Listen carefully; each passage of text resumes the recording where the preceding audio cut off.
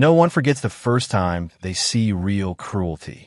Out here in the desert, some things burn deeper than the sun itself. Jack Carter thought he'd seen it all. He'd walked through gunfights that turned saloons into graves, watched men swing at sunrise, and stepped past bodies face down in the dust. But nothing prepared him for what he found that blistering afternoon outside Tombstone. She was there, tied tight to the trunk of a towering saguaro cactus, the kind that outlives men and watches death in silence. Her body slumped forward, skin already torn by the spines.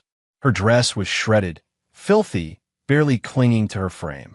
The bruises on her arms and legs looked like they'd been painted by the devil himself. Her head hung so low Jack thought she might already be gone. He reined his horse to a stop, dust curling around his boots as he swung down. For a moment, he just stood there, throat dry as sand. He'd seen rough justice before, drunks beaten to death, thieves stretched from ropes, but this wasn't justice. This was pure hate. The sun hammered down like a blacksmith's anvil, even under his hat. Jack squinted, eyes burning with disbelief. What kind of man could leave a young woman out here, baking alive beneath the desert sky? The longer he stared, the deeper it cut. The desert shows no mercy, and whoever left her here had even less. Then he heard it, a whisper, weak, cracked, almost stolen by the wind. He stepped closer, boots crunching on hard ground, heart pounding. Her lips moved, and when he leaned in, he caught 3 faint words. "Please help me." Those words hit harder than any bullet. They weren't just a plea. They were the last thread of life, clinging on in a world ready to crush her. Jack froze, rage and sorrow colliding in his chest. He didn't know her name. He didn't know what she'd been accused of. All he knew was that someone wanted her to suffer, and he was the only soul standing there to decide if she lived or died. His hands trembled as he reached for the rope. The knots were pulled cruel and tight, cutting into her skin. Each one looked tied by someone who wanted her gone from this earth. Jack yanked harder, jaw set, breath heavy. As the rope loosened, it revealed more bruises, more pain carved into her body. And then the truth hit him like a hammer. This wasn't punishment. This was execution. Standing there in the silence of the desert, Jack asked himself the same question any man with a conscience would have to face. Would you walk away, or would you stay and fight? He freed the last knot, and the rope slipped from her body. She sagged forward, and he caught her before she hit the dirt. Her skin burned from the sun. Her breath came ragged, her strength drained to nothing. Jack held her steady, one arm under her shoulders, wondering if she could even stand again. Her lips moved once more. This time he heard more than a plea. Her voice cracked, barely more than a whisper. But the words were clear enough to chill him. "I was cursed." Jack's jaw tightened. He'd heard that talk before. Folks quick to cry or curse when they feared what they didn't understand. It was the old way of blaming someone else for pain they couldn't explain. He glanced at her wrists, at the deep marks left by rope, and his stomach twisted. They hadn't just tied her here. They meant to erase her. She opened her eyes, glassy with tears, and for a heartbeat he saw the fight still left in her. This wasn't some spirit or devil. This was a young woman, flesh and blood, carrying superstition on her back like a cross. The bruises told one story, but her eyes told another. Hope. Fragile, flickering, but still alive. Jack steadied her against his chest, shading her face with the brim of his hat. He thought of the townsfolk, their angry voices, their narrow eyes. How quick men were to turn on the weak when fear ruled their hearts. He looked down at her and wondered what it said about justice in a place like this. She stirred again, her voice breaking. They said my herbs were cursed. They called me dangerous. Jack felt anger rise hot in his chest. That was their excuse. That was the lie. And it had been enough for them to leave her to die under the sun. He lifted her onto his saddle, his mind already burning with a single thought. If the town had branded her cursed once, how far would they go to silence her forever? Jack knew the desert had eyes. Word traveled fast in a small town, faster still when fear and superstition carried it. By the time the stars rose over the black horizon, someone out there already knew he had taken her. Shadows moved along the trail behind him, faint and distant, but enough to keep his hand near his colt. The woman's head rested weakly against his chest as the horse picked its way through the moonlit scrub. Her breath came shallow, warm against his shirt, as though every rise and fall of her chest took more than she had to give. "You're safe now," Jack murmured, though he wasn't sure he believed it.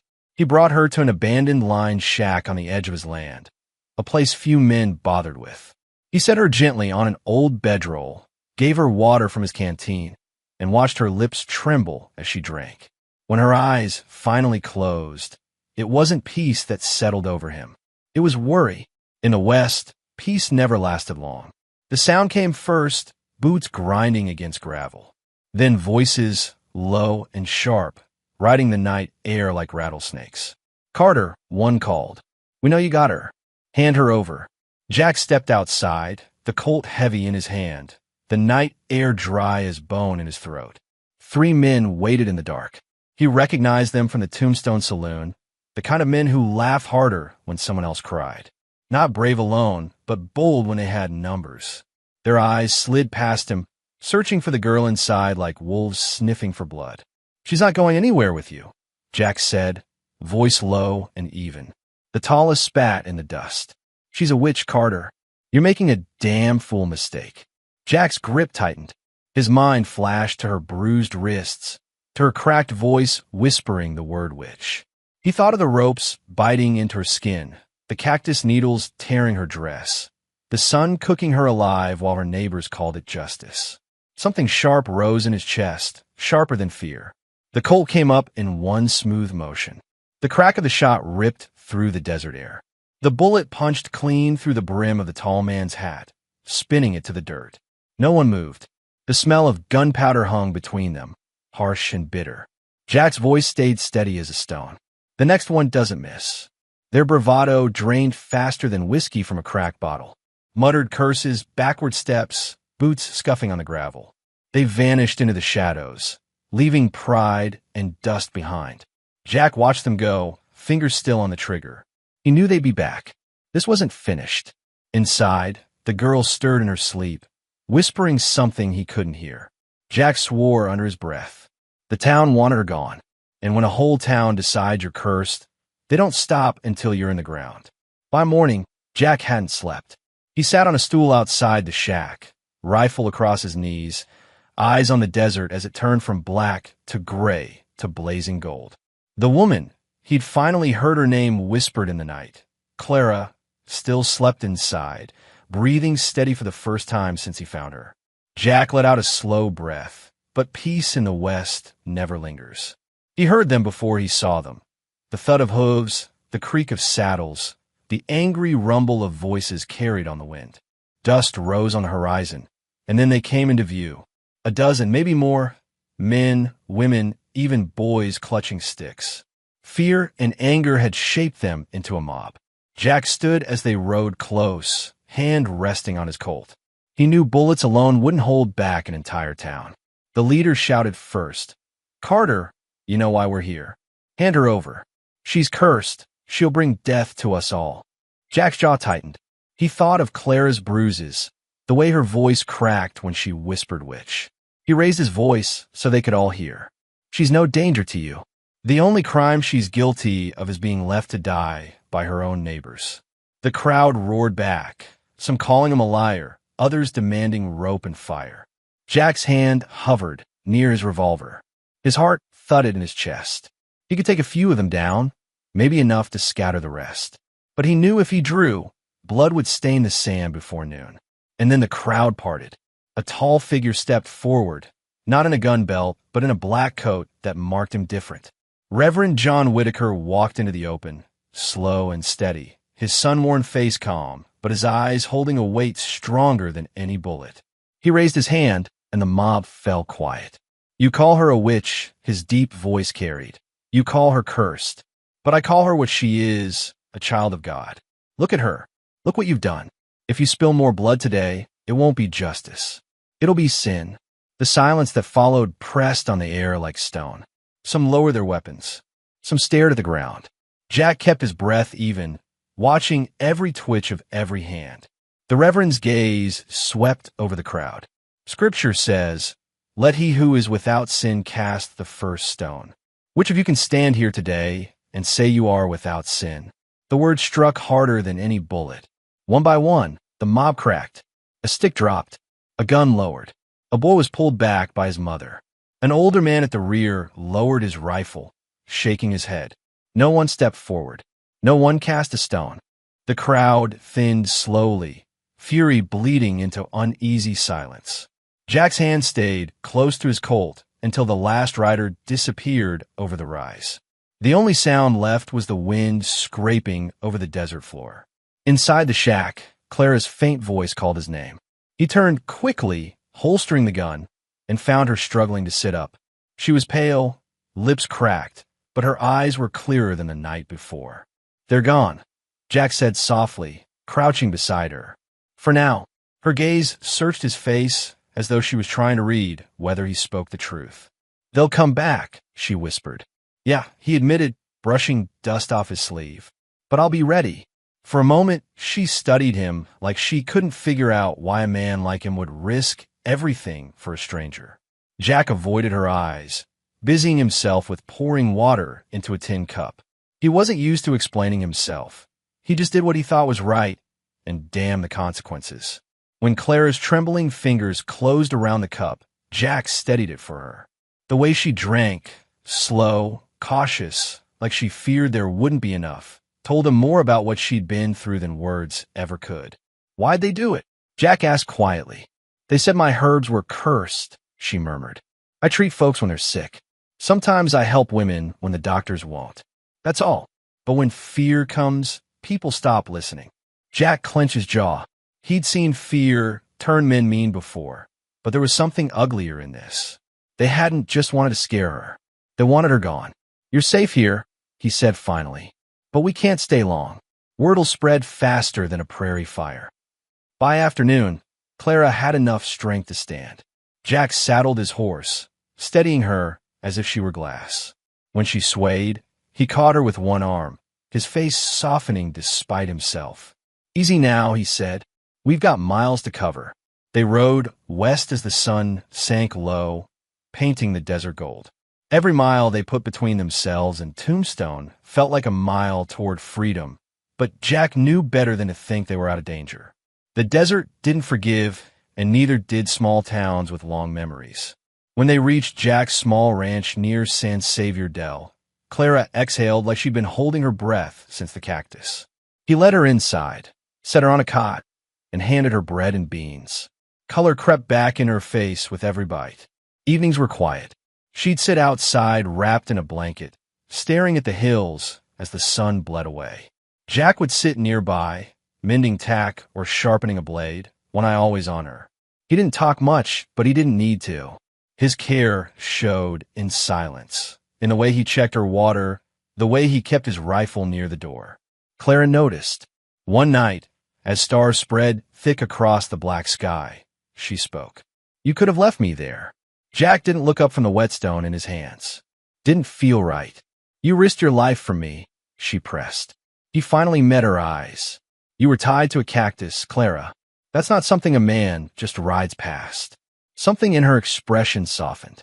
She'd been called cursed, dangerous, even evil, but not once had anyone looked at her like Jack did, without judgment. Days passed.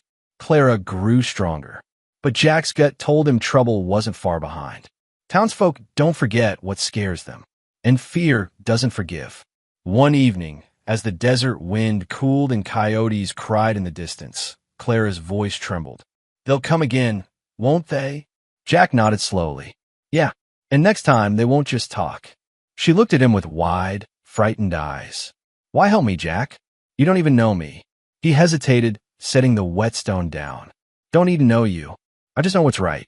That night, while Clara slept inside, Jack sat on the porch with his rifle across his knees, watching the moonlight slide over the hills. He thought of Mob's eyes, hard with hate. He thought of Reverend Whitaker standing between fear and reason, holding the line with nothing but words. And he wondered how long words could keep bullets at bay. Somewhere out there, riders were already gathering. Jack could almost hear the hoofbeats in the distance, the sound of neighbors turning into hunters. Jack barely slept, though the desert night was quiet. He sat on the porch with his rifle balanced across his knees, eyes tracing every shadow that shifted under the moon. Inside, Clara murmured softly in her sleep, sometimes crying out words he couldn't quite catch. He wished he could ease those dreams, wished that keeping watch outside could keep the darkness out of her head as well as the men from town.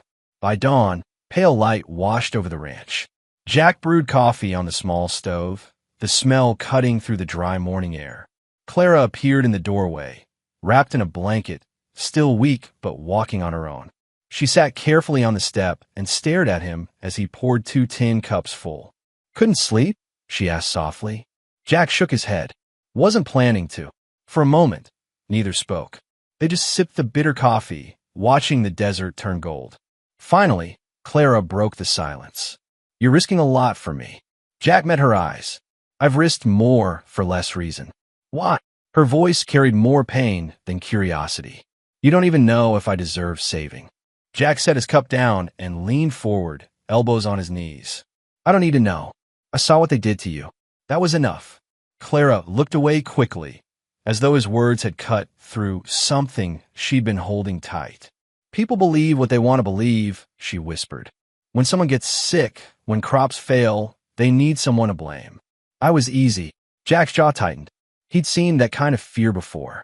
Seen neighbors turn on neighbors just because someone looked different, talked different, or knew too much about things they didn't understand.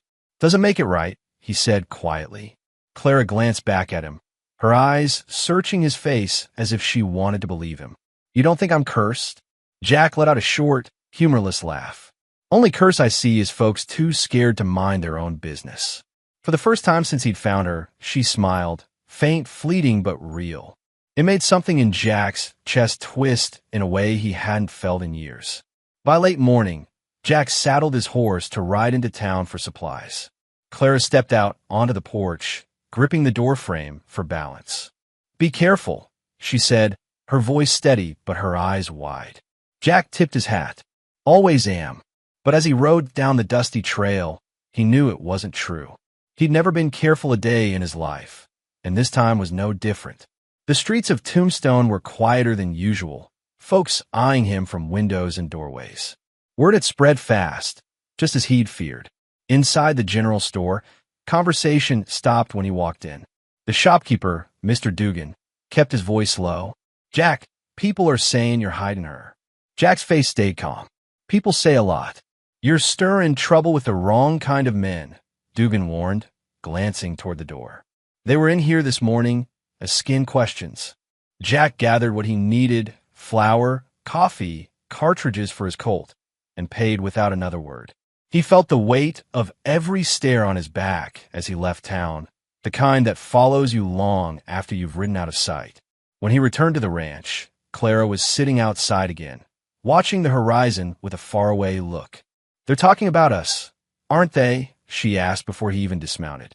"Let him talk," Jack said gruffly, unloading the supplies. "Talking's all they're good at." But they both knew it wasn't true. In towns like Tombstone, talk turned to action faster than dry grass to flame. That evening, as the sun slipped behind the hills, Jack saw movement on the ridge. Just a glint, maybe sunlight off metal. He stepped inside, calm but alert. Clara read his face instantly. "They're coming," she whispered. Jack didn't answer. He just checked his rifle, spun the cylinder on his Colt, and set them both within reach. The desert went quiet as night fell, the kind of quiet that warned of trouble riding in. Hours passed. Clara finally dozed off on the cot, though her breathing stayed shallow. Jack remained at the door, watching the moonlight slide across the ground. Then came the sound he'd been waiting for, hooves, slow and steady, in more than one set. Voices followed, muffled but close. "We know she's in there, Carter. This time, you're not stopping us." Jack stepped outside, rifle loose in his grip but ready. "Go home," he said evenly. "Ain't gonna be any killing here tonight." A harsh laugh answered him. "That's where you're wrong. She's coming with us. You hand her over. Maybe we let you live." Jack's eyes narrowed, the desert wind lifting his coat just enough to reveal the Colt at his hip. "You try it," he said softly, "and see who's still breathing when the sun comes up." The silence that followed was thick, the kind that balanced on the edge of violence. The desert air was cold now, but sweat still ran down Jack's back as he faced the men in the dark. There were 4 of them this time, their horses shifting nervously in the dust. He could see their eyes glint in the moonlight, angry, certain, and scared all at once. "You don't have to do this," Jack said, his voice steady. "Go home. Forget this night." One man spat in the dirt. "Not while she's alive. You're standing with a witch, Carter." Jack's jaw tightened. "She's no witch.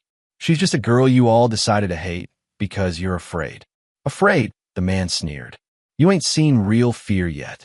He nudged his horse forward, and Jack raised his rifle in one smooth motion. "Another step," Jack warned, "and you find out what real fear feels like." The night held its breath. Horses stomped the ground. Someone's saddle creaked. Clara stirred inside the shack and called Jack's name, weak but clear. "Stay down," Jack shouted over his shoulder. "Don't you move, Clara." The men heard her voice and smiled like coyotes catching a scent. "She's in there," one of them said. "Take him first, then the girl." Jack didn't wait. He fired a warning shot into the dirt between their horses.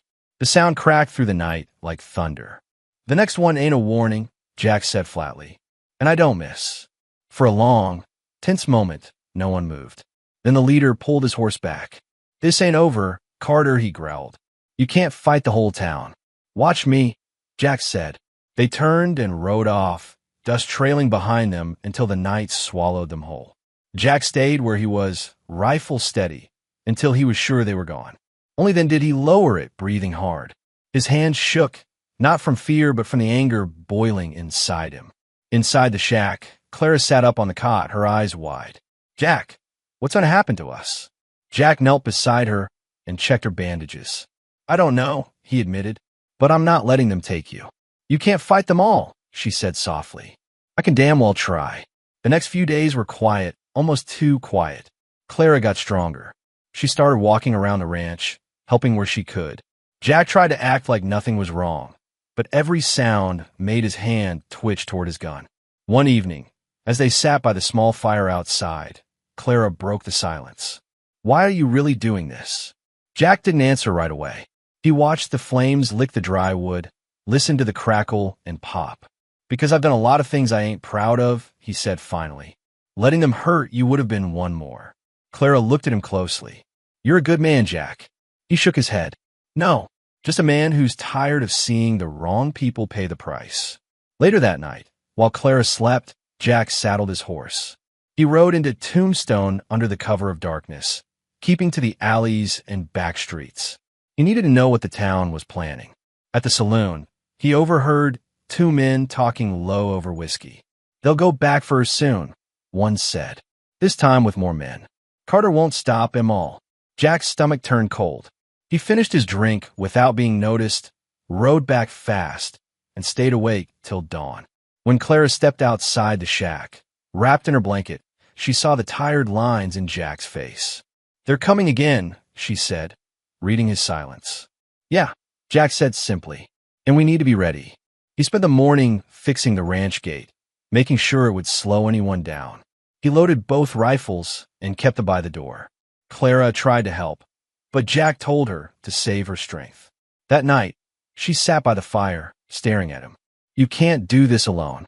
Jack looked up from cleaning his gun. "I'm not alone," he said. "You're here." Her eyes softened. "That's not what I meant." Jack didn't answer. He just checked the chamber, slid the gun into its holster, and listened to the wind outside.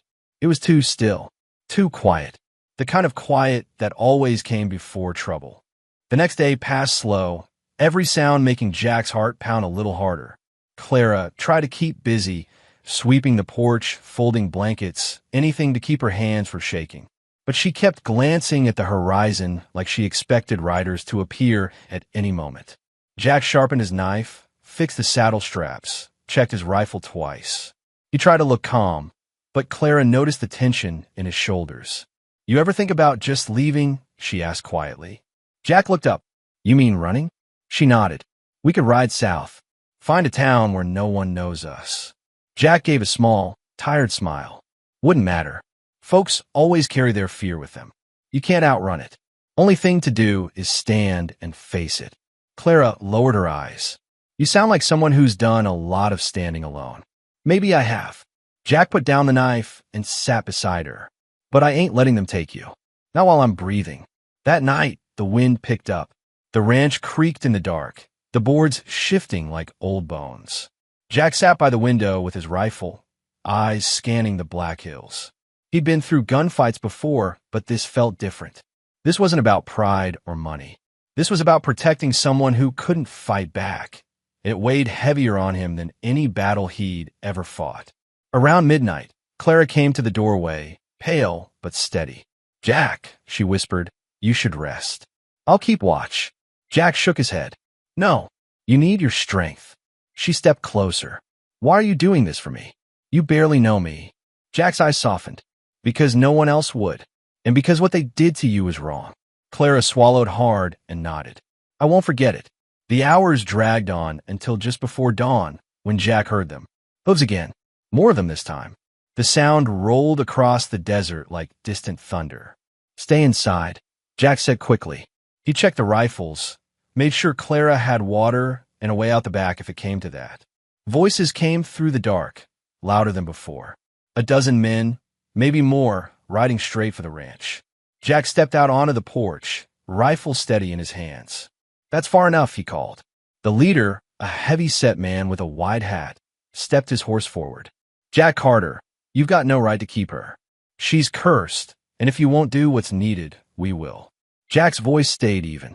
All she's guilty of is healing people you're too scared to understand. Go home. The man sneered. We gave you a chance. Now we take her. He raised his hand, and a few rifles came up from the crowd behind him. Jack's heart hammered. He knew he couldn't shoot them all. If he fired, there'd be blood in the sand before sunrise. And then, just as the tension broke, a voice rang out over the crowd. Strong, deep, cutting through the anger. Hold it right there. Reverend Whitaker rode up from the east, his black coat flapping in the wind. He dismounted slowly, standing between Jack and the mob. You're not killing anyone today, the Reverend said, his voice calm but carrying weight. This isn't justice. It's murder. She's dangerous. Preacher, the leader growled. If you're smart, you'll step aside. Whitaker shook his head. I won't. You call her cursed, but I call her what she is, a child of God. Look at yourselves. Look at what fears turned you into. The crowd wavered. Some shifted in their saddles, uneasy. Clara peeked through the window, trembling, watching every moment. The Reverend raised his hand. Scripture says, let him who is without sin cast the first stone. Which one of you here can claim that? Silence followed, heavy as a storm cloud. One by one, rifles lowered. A boy at the back turned his horse around, and his mother followed. Another man dropped his rope into the dust. The anger drained from the crowd, leaving only shame and muttered words. Finally, even the leader backed his horse away. This ain't done, he spat, but his voice held less fire now. The mob broke apart, riders scattering back toward town. Jack didn't lower his rifle until the last rider disappeared over the ridge. Only then did he exhale, long and hard, feeling the weight slide off his chest. At least for now. Inside, Clara rushed to him, her face pale but bright with relief. You stopped them, she whispered. Jack shook his head. The Reverend did. But they'll be back. Fear like that doesn't die easy. When the last rider vanished into the desert, the ranch fell quiet. Jack leaned his rifle against the porch post and sank onto the step. The cool air should have felt like relief, but it didn't. His heart still thudded hard, the kind of beat that takes a long time to calm. Clara stepped outside, bare feet brushing the wooden floor. She looked fragile still, but there was a new steadiness in her eyes. You didn't have to do this for me, she said softly. Jack rubbed a hand over his face. Yes, I did. Why? She pressed, kneeling beside him. You don't even know who I am. Jack looked at her, really looked at her, not the bruises or the rope burns, but the woman beneath them. I know enough, he said finally. I know you didn't deserve what they did. That's all I need. Clara lowered her gaze, voice trembling. Most folks would have walked away. Most folks ain't me, Jack muttered. They sat in silence for a long while, watching dawn creep over the desert. The first rays of sun lit the hills gold, but it felt like a warning more than a blessing. Jack knew this quiet wouldn't last. The town's anger had only been pushed back, not erased. Later that day, Clara helped Jack patch a loose fence post. She worked slow but stubborn, refusing to sit still. "I'm not useless," she said when Jack tried to take the hammer from her hands. "Never said you were," Jack replied, though he hovered nearby in case she stumbled. She gave him a faint smile. "You're worse than an old nurse." Jack almost laughed, the sound rusty, like it had been years since he'd tried. He liked hearing her joke. It meant the fight in her was coming back. That evening, Clara cooked beans over the small stove while Jack sat at the table cleaning his Colt. She glanced at him, her face serious again. "You can't stay here forever," she said. "They'll come again. Maybe with more men, maybe when you're not here." Jack nodded, wiping the barrel with a rag. "I know. You could let me go," she whispered. "If I'm not here, they won't bother you." Jack set the gun down and looked at her sharply. "You really think I'd hand you over to those bastards?" Her eyes shone with tears. She tried to blink away. "I just don't want you hurt because of me." Jack's voice softened. "Clara, I've been hurt before, but I couldn't live with myself if I left you to them." She stared at him for a long moment, then nodded slowly. "Then I guess I'm staying." The next few days brought an uneasy calm. Clara grew stronger, walking the ranch, sometimes humming softly to herself when she thought Jack wasn't listening. Jack kept busy, mending tack, hauling water, but his eyes never stopped scanning the horizon. One afternoon, Reverend Whitaker rode up the dusty trail. Jack met him at the gate, rifle resting easy but ready. "You've made some powerful enemies," the Reverend said gravely as he dismounted. Jack gave a humorless smile. "Wouldn't be the first time." "They won't stop," Whitaker warned. "Fear's a stubborn thing, and men who hide behind it are dangerous." "I know," Jack said, "but I'm not backing down." Whitaker's gaze softened. "I can't stay here to guard you both, but I can speak to the town. Maybe cool some heads." Jack nodded his thanks, though he didn't put much faith in words alone. Still, he respected the man for trying. That night, Clara sat on the porch steps with Jack, wrapped in a blanket. The stars stretched clear and endless above them. She glanced at him, her voice quiet but steady. "You ever think about starting over somewhere far from here?" Jack looked out at the dark hills. "Once. Long time ago. Didn't work out. Maybe it could now," she said, hope flickering in her voice. Jack shook his head. "Running don't fix what's wrong with people." He paused, then added, "But maybe once this is over, you should. You deserve better than this place." Clara studied his face in the starlight. "What about you? Don't you deserve better too?" Jack didn't answer right away. He just stared at the horizon like he could see trouble coming. And maybe he could. A faint dust cloud far off, too steady to be wind. "Riders again." His chest tightened. "Get inside," he said quietly. Clara followed his gaze and froze. "Jack!" "Now," he ordered. His voice left no room for argument.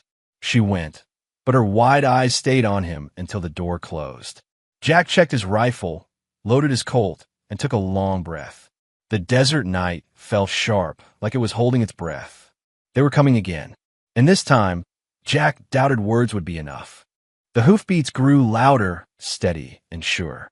Jack stood at the edge of the porch, rifle in hand, eyes locked on the dark shapes approaching across the sand.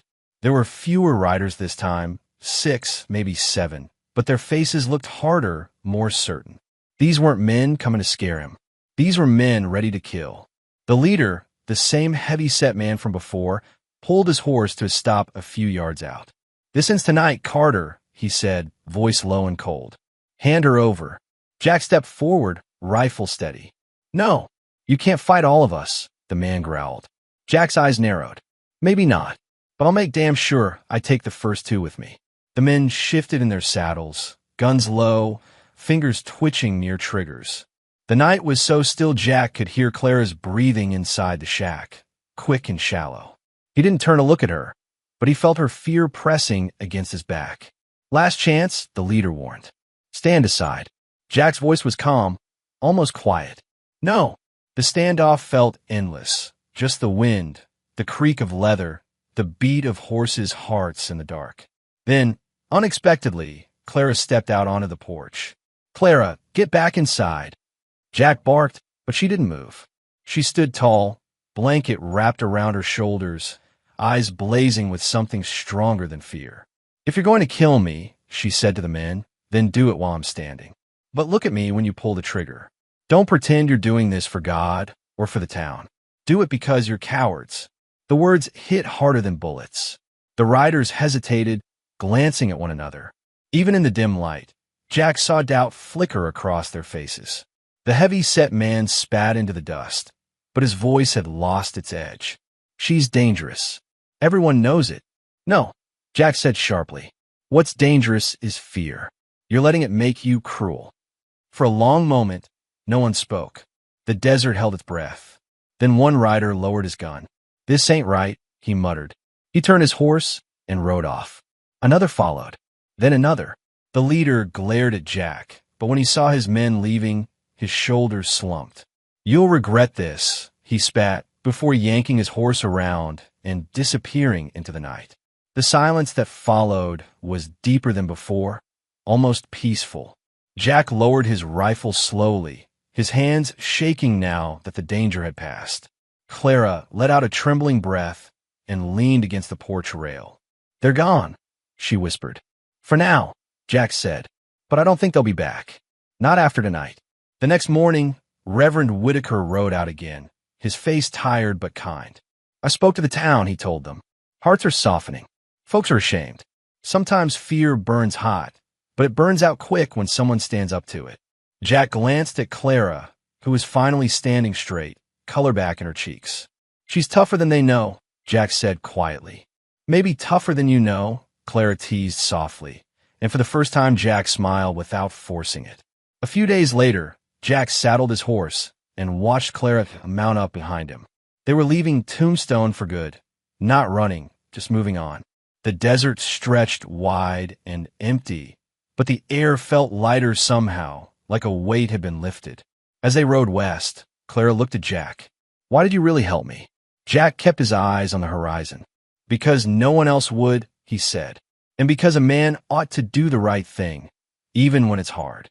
Clara was quiet for a while, then whispered, "I'll never forget it." Jack tipped his hat against the sun. "Don't thank me. Just do the same for someone else someday." The desert wind carried their words away, but the lessons stayed behind. Cruelty lives where fear is left unchallenged, and mercy only grows when someone dares to stand up and fight for it. In the West, the sun burned hot and the land was harsh, but Jack Carter learned something stronger than both, that even a single act of courage could turn hate into shame and shame into change.